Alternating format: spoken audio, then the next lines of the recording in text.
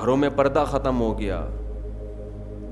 آپ سے کوئی پیسے بڑھانے کی بات کرے, آپ کان لگا کے سنو گے کیا کہہ رہے ہیں. کوئی آ کے بتائے نا ایک نیا بزنس آیا ہے, کان لگا کے سنو گے. کوئی آپ سے کہے یار تمہارے گھر میں پردے کا نظام نہیں ہے, یہ غلط ہے, اللہ ناراض ہوتا ہے, کیسے آدمی دھتکارتا ہے, بھائی کوئی اور بات کر یار, یہ کیا ٹاپک لے کے بیٹھ گیا یار, یہ تو مولویوں کی باتیں, تو کہ ادھر سے کیا فضول باتیں کر رہے ہیں. ہوتا ہے کہ نہیں ہوتا؟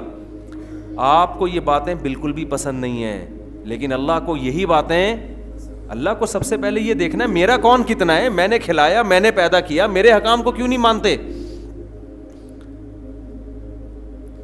قرآن میں اللہ تعالیٰ نے نا ایک ایک رشتے کی تفصیل بیان کی ہے.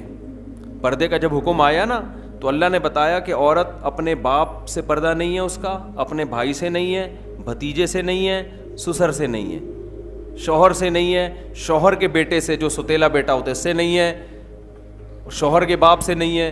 پوری ڈیٹیل اللہ نے بتا دی. کیا مطلب؟ ان کے علاوہ عورت کا سب سے پردہ ہے. تو آپ پردہ تو عورت پہ فرض ہے, آپ پہ فرض نہیں ہے, لیکن آپ اپنی بیوی سے فری ہو کے بات کر سکتے ہو, اپنی ماں سے ہنسی مذاق کر کے بات کر سکتے ہو, اپنی بہنوں سے ہنسی مذاق کر کے بات کر سکتے ہو, اپنی بھانجیوں سے بے تکلف ہو سکتے ہو, اپنی بھتیجیوں سے بے تکلف ہو سکتے ہو.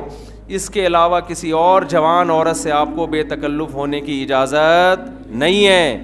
اگر آپ بے تکلف ہوگے لوگ آپ کو براڈ مائنڈڈ کہیں گے, بڑا کشادہ ظرف کا آدمی ہے. اللہ کی نظر میں آپ کی حیثیت 2 ٹکے کی نہیں رہے گی.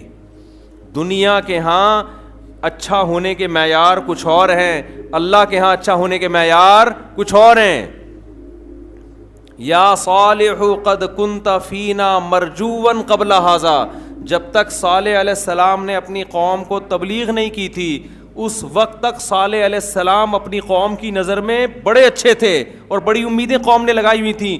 جہاں انہوں نے یہ کہنا شروع کیا کہ بت پرستی مت کرو, یہ حرام ہے, یہ حلال ہے, اسی وقت سے وہ قوم کی نظر میں گر گئے. لیکن اللہ کو صالح علیہ السلام سے اتنی محبت, ان کے دنیا سے جانے کے بعد بھی قرآن میں اللہ ان کا تذکرہ کرتا ہے بار بار.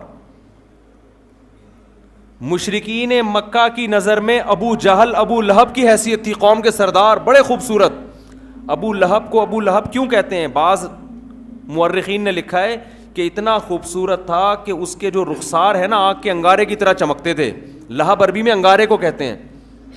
اور بلال حبشی کیا تھے؟ سیاہ رنگ کے, موٹے ہونٹ, عجمی, غلام. لیکن جنت میں قدموں کی آہٹ کس کی سنی گئی ہے؟ حضرت بلال کی.